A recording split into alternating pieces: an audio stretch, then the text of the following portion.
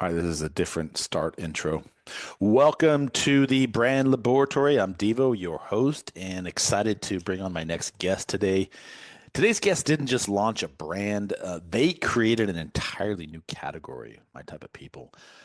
Imagine for a second, if you will, stepping away from a high profile career, making a boatload of money in advertising where you worked on some of the world's most iconic brands, only to build something that most people didn't even know they needed.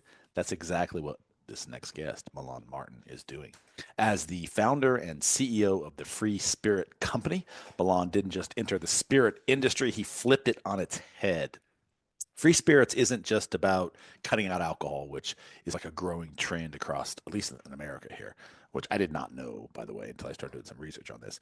But it's about giving people control over how they drink, what they drink, and how they consume. And the challenge is, how do you get drinkers to buy into a non-alcoholic spirit brand when predominantly most people don't, even though there is a shifting trend? So in this episode of the Brand Laboratory, I'm going to dive into what it really takes to build a brand in a market that doesn't have a lot of stranglehold yet, or a lot of strength.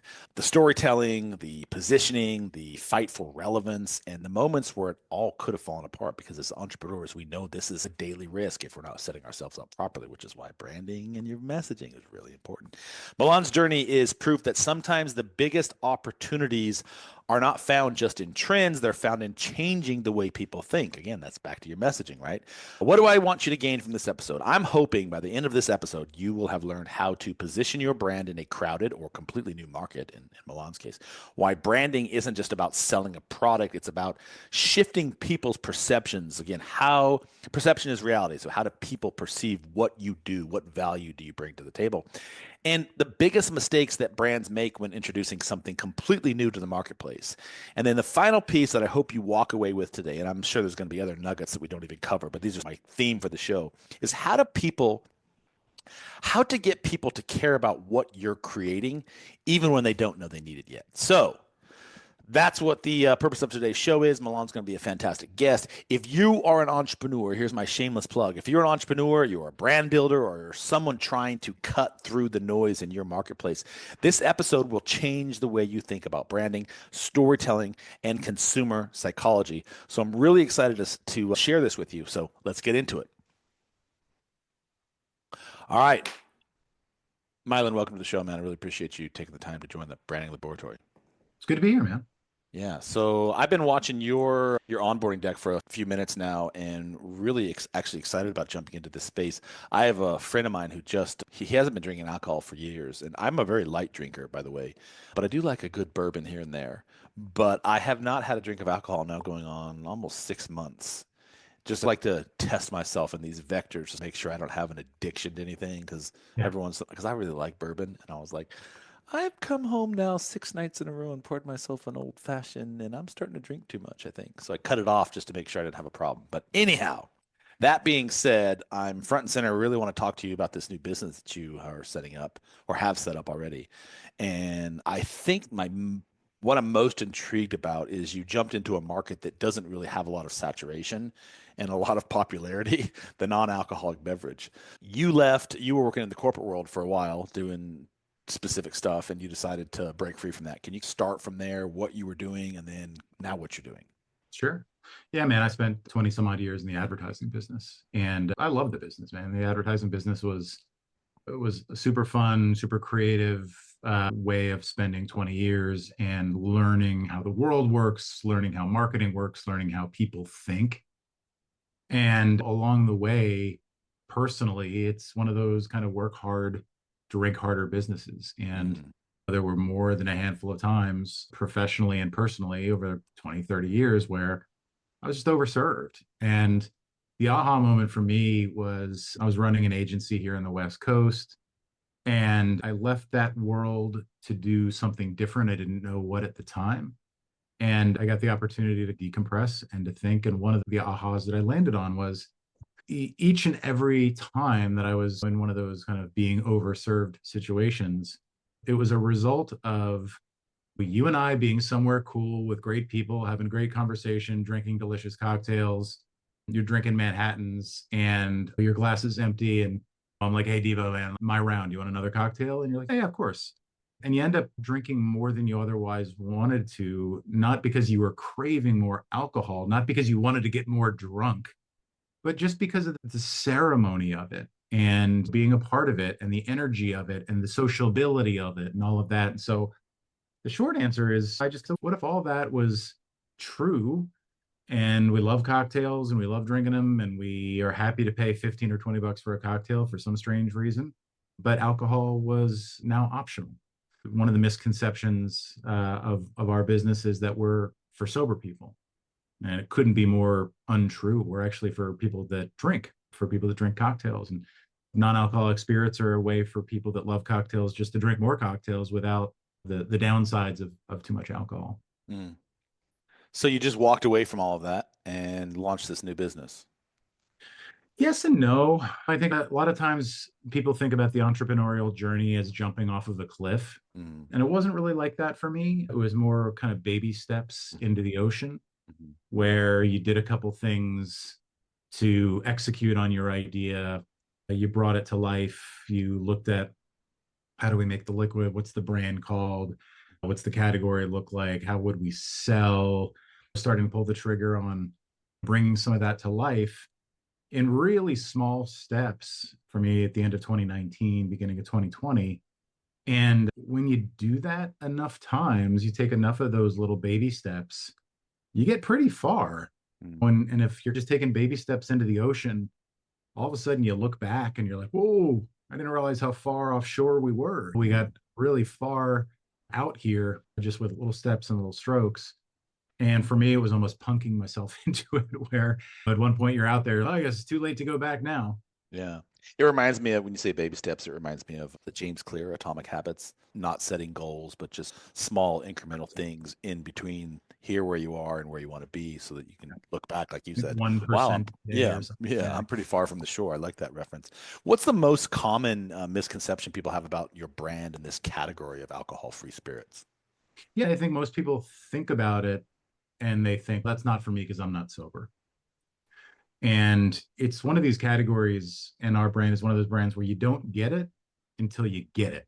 And the second you get it, you go, oh, and so it takes a little bit of explaining where you're like, no, this is for people who love drinking cocktails. What if you've had one or two cocktails, but you're not ready to go home? You want to have a third or fourth cocktail and you want to have something delicious and exciting. You don't want to have water or cranberry juice. That sucks. What if you're drinking and it's a Tuesday afternoon, you've got afternoon meetings, but having a cocktail at lunch with a friend or a client would be great? What if you're going out big with your friends and you know that this group of friends, you always end up crushing 7 or 8 cocktails? That's a lot of alcohol. Well, what if every other one was a non-alcoholic margarita instead of a full alc margarita? And so I think ultimately the brand is there to go, no, man, just do more of the things that you love to do. Now you've just got some optionality around reducing the downsides. So it's not, it's really what I'm hearing you say. It's more about reduction, not necessarily omission, is sort of the value add. Yeah, we're Is that not a fair to say? teetotaler brand. We're a Yeah. brand that is more about giving people control and helping them moderate Mm. versus exactly to your point. It's not about abstinence. There's some customers that don't drink, Mhm. and that's fine. We're here for that. But by and large, it's really about helping the moderation movement.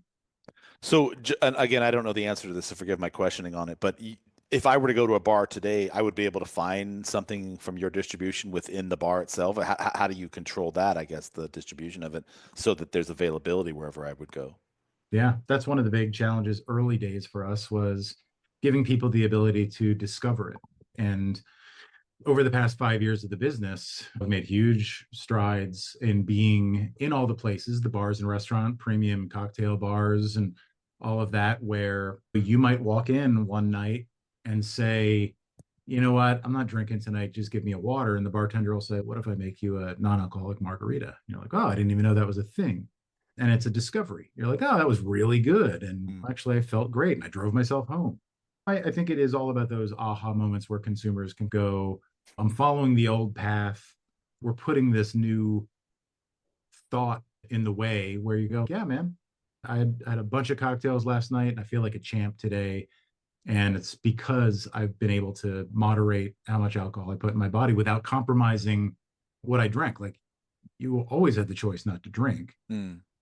but what you would drink would be boring and kid-like, of a mocktail, a Shirley Temple, or a juice, or a soda. Whereas what we're talking about here are like honest to goodness, big, bold, adult, delicious cocktails with no alcohol, or in a lot of cases, what it gives you the ability to do is just lower the alcohol volume in your favorite cocktail. So if a margarita is made with 2 ounces of tequila, you make it with 1 ounce of tequila and 1 ounce of free spirits tequila. All of a sudden, you can drink double the cocktails without getting crushed. So I actually have an event this coming Friday where I'll have, I guess, about 20 men. I run what I call the fire circle. It's just like a man group where men can start building like camaraderie with other men, because I feel Sure. like that's something that's really lacking.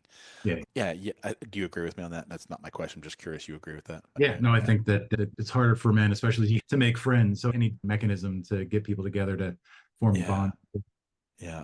I noticed that a sort of a budding awareness of that the last few years as I've started to evolve who I am as a human and my business and all the things. I noticed that surrounding myself with people, and we're just it was a challenge finding people that were in line with my personal beliefs and my philosophies. And I don't have to say that believe the same thing, but so anyhow, I started this fire circle, and I won't go too many details on it. But so if I wanted to pick up some of these free spirits, non-alcoholic drinks, and serve them at this event, I could just go over to my ABC store here in North Carolina, and they would potentially sell that.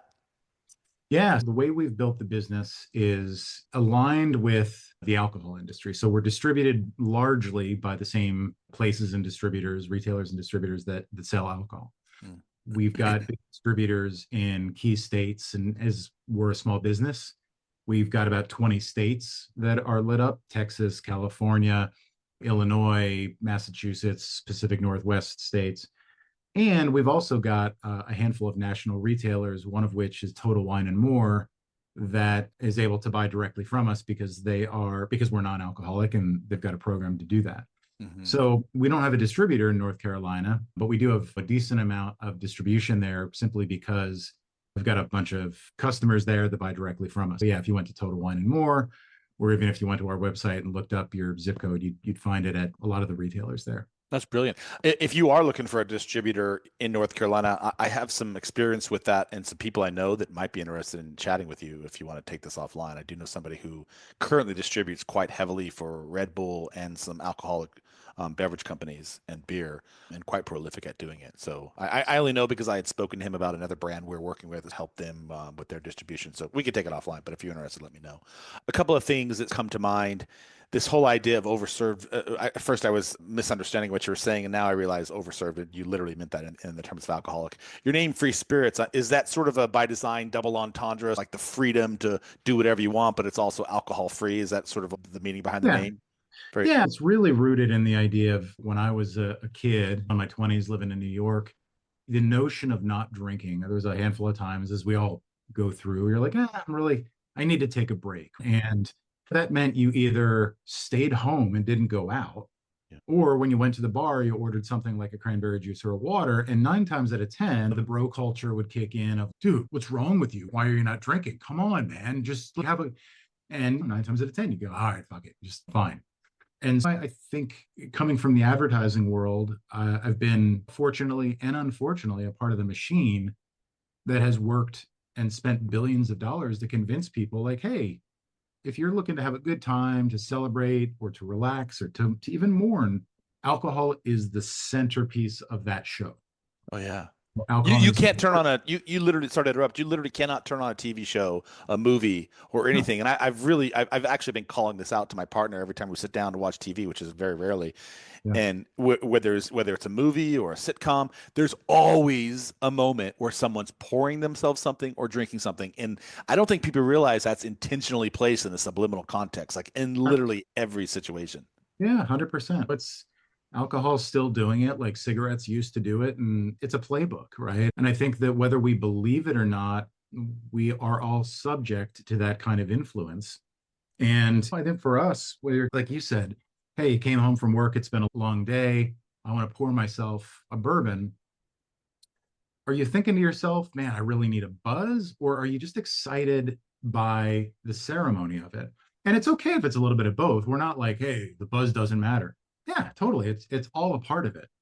But I think that for us, it's really about giving people the ability to shift the mind away from, if I want to celebrate, if I want to go party, if I want to relax, alcohol is the star player, to where, hey, maybe alcohol is a part of it, Yeah. but maybe not. And so ultimately, I think it's just a matter of reframing it from the bro culture of, if you're not drinking, something's wrong with you, to, hey, when I see the Devo ordered a non-alcoholic margarita, the perception is one of positivity. Hey, good for him, man. He's taking care of himself, or he's being responsible, or maybe he's had a couple drinks. He's just trying to keep things going. One of the most poignant memories I have of my advertising days was, we had a big multi-million dollar pitch, and the CEO of the agency was there. We made the pitch. I was a puppy. I was just a kid. And after the pitch, we were all at the bar. I ordered whatever I ordered, alcoholic beer, whatever. And this guy ordered no duels. Hmm. And I remember instantly thinking, not with judgment, but just instantly thinking, oh, he's an alcoholic. Right. So if, That was still a judgment. yeah, yeah, no, it's fair enough. It was definitely a judgment. I'm It was working on judgments right now as one of my evil yeah, sides of me. I'm like trying to, so I'm like, that's still a judgment though, bro. totally no, fair enough. But I guess at the end of the day, it was so immediate, right? You go, if somebody's drinking a non-alcoholic whatever, that means they must have a problem, right? Versus what we're trying to do is, no, man, the perception is quite the opposite of, hey, maybe he's got a problem. I don't know. It's not my business, but he's just doesn't want to put alcohol in his body, but he still wants to celebrate, or Yeah. whatever all those positive associations are. Yeah, I totally get you on that one because I've actually made the same observations. I say that when my partner gets mad, I'm like, they're not judgments, they're just observations. But I've made those same observations similar to what you said. What I love about some of the things you're saying right now is that you don't take the moral high ground on it. And Yeah. that's, I think that's really important in today's culture because I think people do feel a little bit judged if they step outside the normal protocol of like bar etiquette or party etiquette. I wonder, how do you deal with sort of the psychology of inhibition around this? Because I know a lot of people are not comfortable in public spaces, especially now in today's social media culture, and everybody's Yeah. operating in these virtual silos. Look at us. And they go to parties, they go to events, and they always are like, I just need a drink to relax. Or I've been with women before that are like, yeah, I'll just let me get a couple drinks in me. And I'm like, why do you need a couple? Let's just be yourself, man. Why you gotta have all these crazy psychological things around that?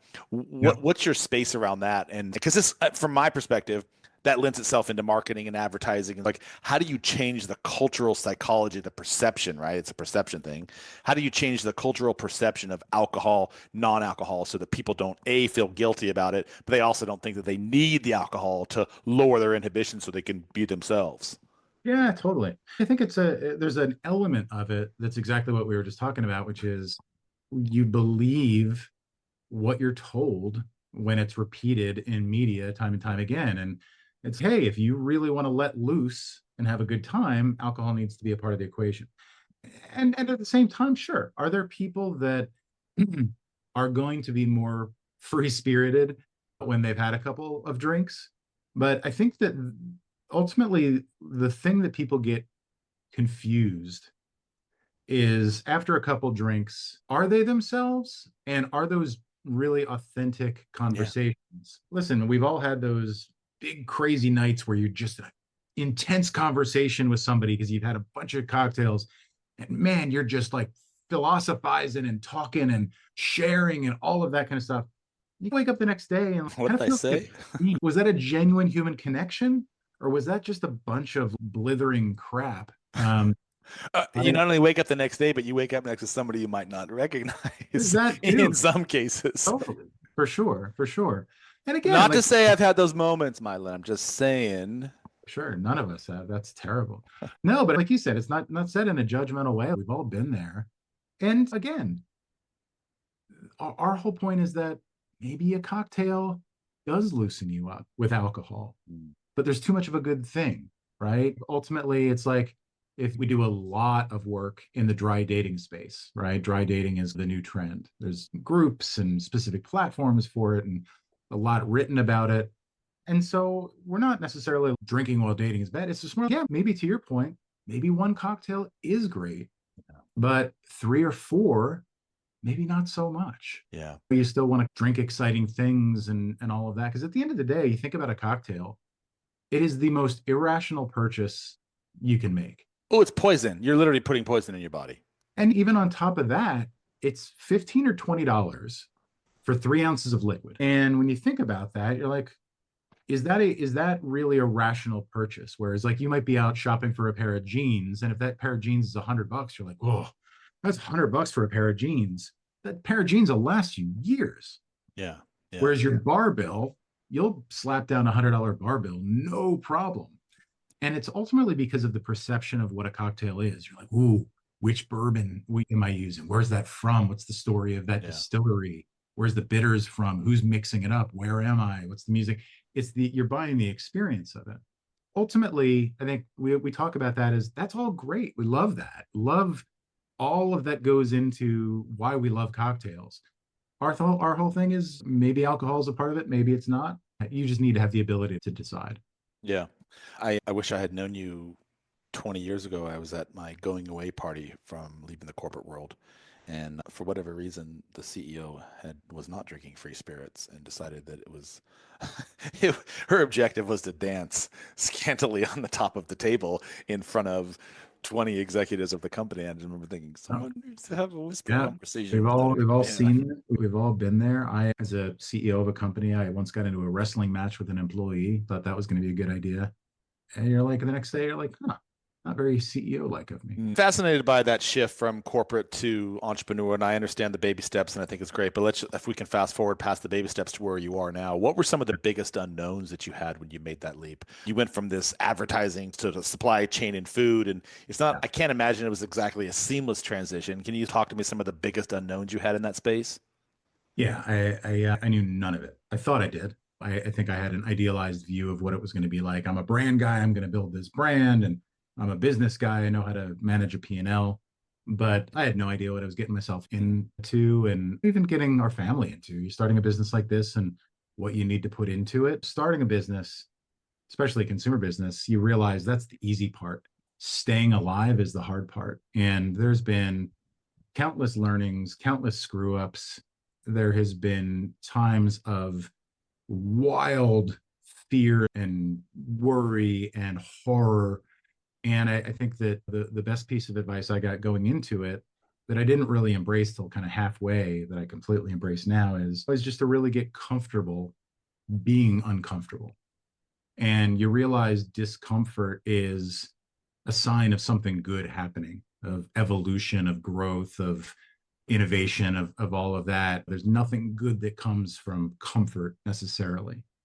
And so now we've been down enough dark paths on this, and we've made enough mistakes where, I take pride in the scars, and ultimately have just gotten to a place where I embrace what the Stoics say, which is the obstacle is the way. And every time something kind of gets put in our path, it used to be this feeling of existentialism, of this is the end. Whereas I now have enough experiences where you realize, no, that's the beginning. Yeah. That's gonna lead you to something good. Yeah. I've always, I appreciate that perspective, by the way. You're invited to the fire circle. This whole idea of beginning and end, I've always toiled with this whole idea. We can't go down that channel now, but this whole idea that there is no beginning and there is no end to anything. It's just a process itself. And as you said, becoming comfortable with the uncomfortable. It's a fantastic concept. You've talked about that a little bit in some of the materials I've read about you. You talked about these brushes with death in building business. Can you share one of those sort of brushes with death moments where you thought, bro, this is it. Like, I'm going to have to turn the keys in? Oh yeah, 100%. Yeah, everything from the most tactical. So one example is the first year in business, we're selling, the numbers are going up daily. You're looking at the online portals, the numbers are looking really good. And we get into January and the numbers are huge, dry January. And all of a sudden, you start getting a couple of emails from customers. We're like, weird. What's it? It turns out that of the thousands and thousands of bottles that we were shipping out via UPS ground, because we're non-alcoholic, we don't have alcohol in there. It's our liquid freezes. So we're Oh, that's cool. basically putting thousands of bottles out there in UPS trucks. They would stop overnight in Des Moines, Iowa, where it would be -20 degrees. all the bottles would freeze, they would expand, they would explode, and what would show up to customers was a broken Mm. bag of sharded wet cardboard glass awfulness. And we didn't have a lot of inventory at the time, and we didn't have the ability to figure out the third of how to package things quickly enough. So you got to come up with a solution of, all right, how do we fix this? And one of the most kind of entrepreneurial startup-y situations I can tell you about is you find yourself in some weird situations and researching it, like, all right, how do I ship something 3 or 4 days across the country and doesn't freeze? Apparently, if you want to ship your iguana across the country, of all things, you got to keep the thing warm for 3 days. So, when you go skiing, there's the hot hands, the chemical bags of Yeah. things. Well, there's iguana supply stores that sell those that last 3 days. And so I found myself buying them by the thousands. And we put them in the box to keep it warm. And then, of course, customers would get it and they would be like, what is this? Do I cut it open and put it in the cocktail? You're like, no, that's not what it's for. That's a really tactical example of something that almost killed us. But as a result of it, we learned we literally learned the thermodynamics of packaging. We learned the weather patterns. We learned the how to ship and where to ship and different modes of shipping. And you come out of it much smarter for it.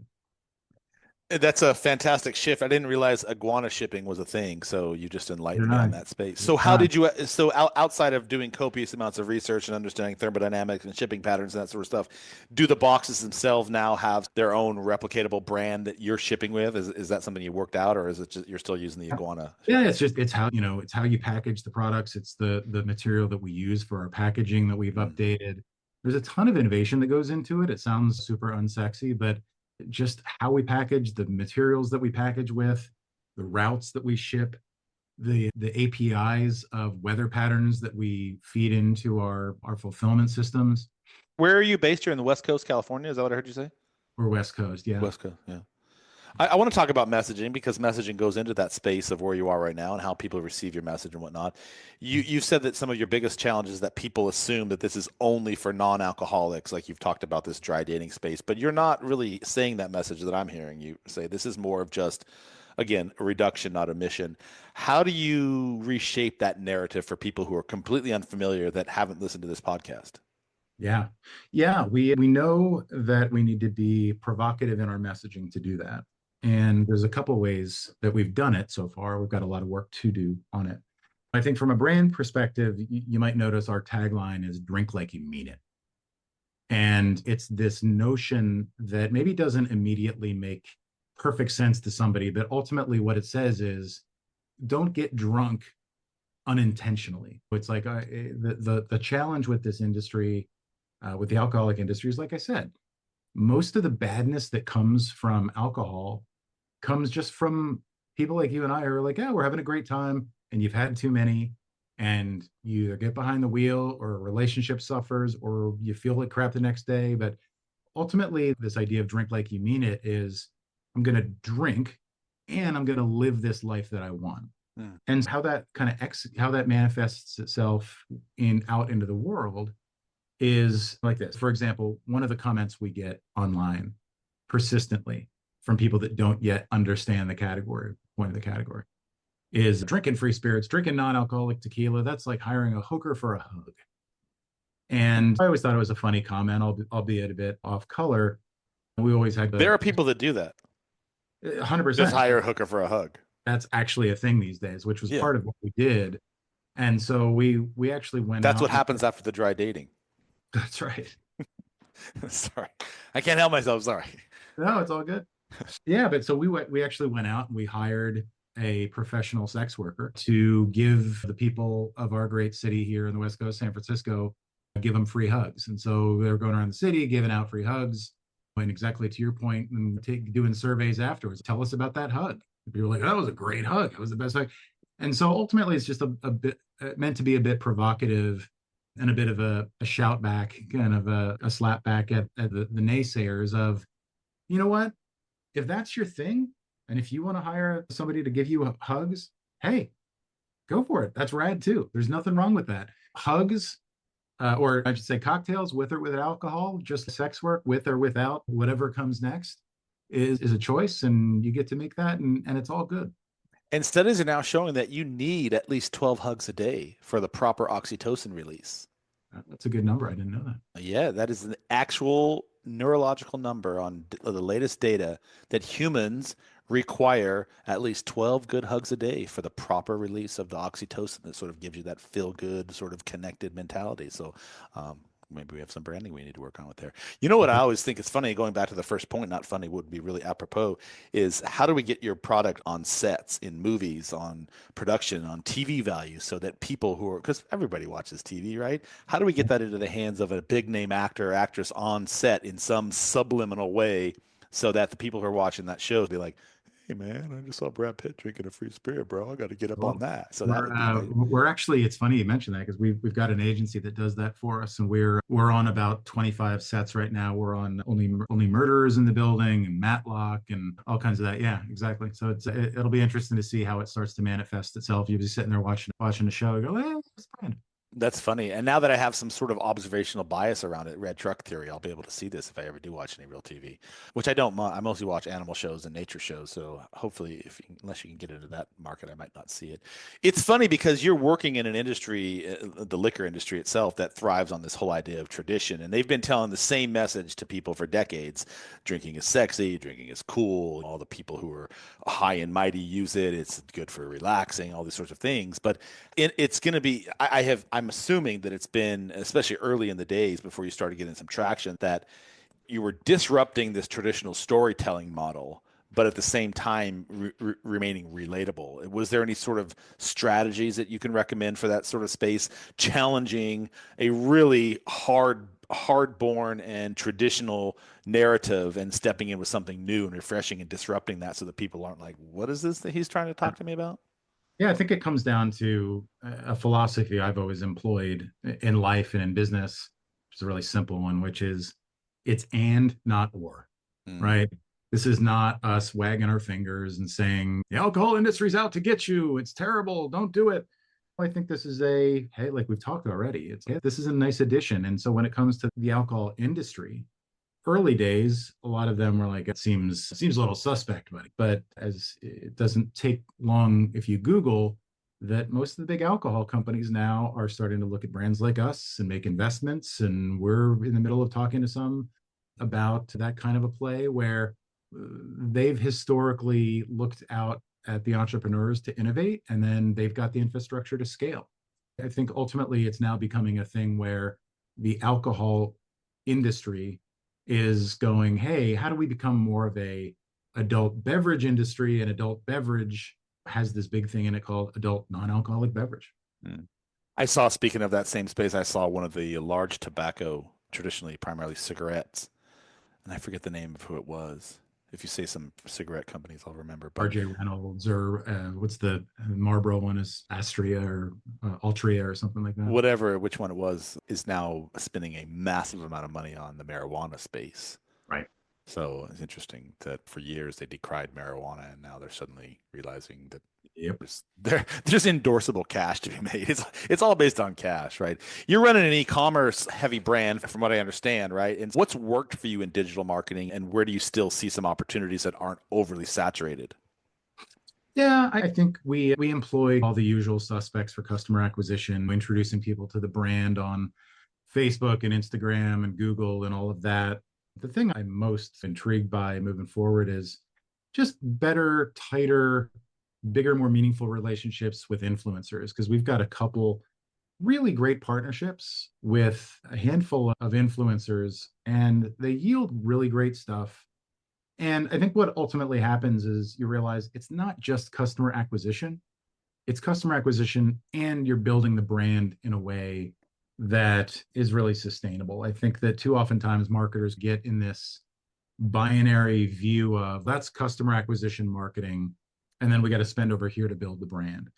But the reality is that over the past 4 or 5 years, we haven't spent a lot of money on pure brand building. But you talk to people and they go, "Oh yeah, no, I know free spirits. I like free spirits." Mm-hmm. And I think it's another one of those ands where when we go out and we do our customer acquisition marketing, some of the best practices there are huge price point on sale, big percent off, but we really do it in a way that's true to our brand, where we do it in a kind of a tongue-in-cheek, funny, provocative way. Mhm. And so you're getting double bang for your buck around, yes, we're driving customer acquisition, but we're also doing the hard work of building the brand to the point where when somebody walks into any one of the thousands of retail doors that we're in now, in the Benny's and Bevmo and Safeway and Wegmans and Total Wine and More and Walmart and all of these places, when they get to that shelf and there's 3 or 4 non-alc spirits brands, how do we make sure that they go, oh, Free Spirits is my brand? And Yeah. that's the name of the game. I love what you just said, and I just curious if you had to choose between one of the two, customer acquisition or customer perception, which one do you lean in on? I'm a believer that if you build the right brand and the right relationships with customers, good things will happen. When you're running a business, you don't get to choose one or the other. You got to do both. I think it was an interesting article recently where Airbnb even stopped spending on performance marketing and they put it all into brand and they had a huge positive impact to revenue. I think being a small business, there's realities of you got to keep your daily numbers and all of that kind of stuff. I think ultimately we're evolving in how we do it. And there's a lot of, we're still a small team, small brand, small budgets. But I guess to answer your question and more directly, in a perfect world, I'd love to just do the kind of things that would be characterized as interesting, provocative, Yeah. creative expressions where people go, oh, that's really, I love that. That's helpful. That's interesting, that's funny, and be able to benefit from the impact of that on sales.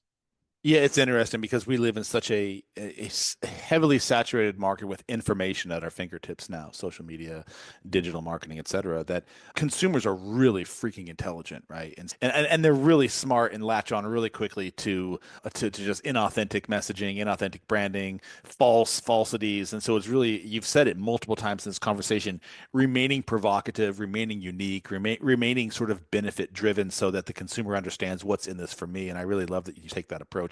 One of the things I see all the time is this category with creators thinking that they assume that education is enough to convert people and create buyers. But in my experience and what I see in studies, that education alone doesn't necessarily just drive behavior, identity does. And so that's what I do. And I've got getting into this space of helping people craft this identity. So if people don't see themselves in the story, they won't buy. That's generally like the takeaway from that. What are you doing to make sure that people can see themselves in that story of drinking free spirits or engaging in that market?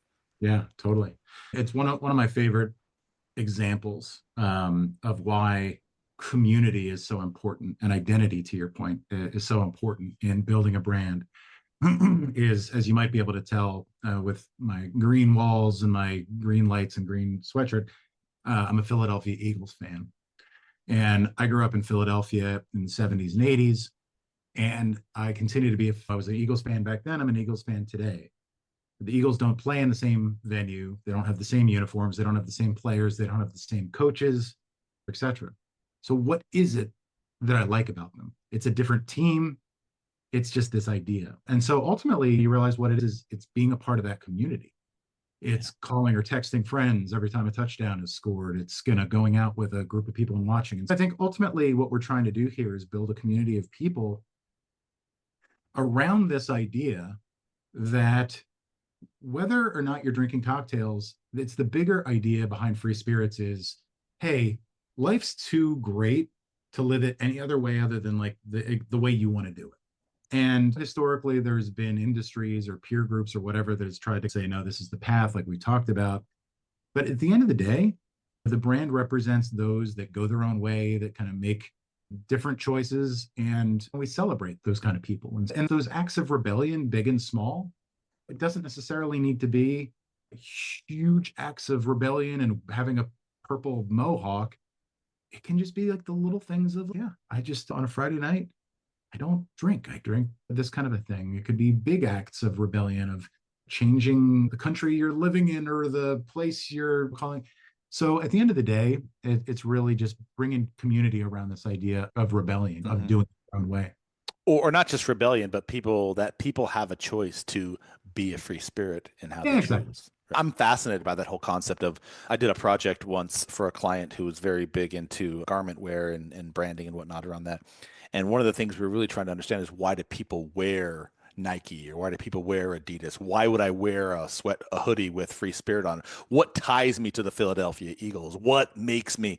And so we did a pretty large research around this by just interviewing people and getting data and combining it.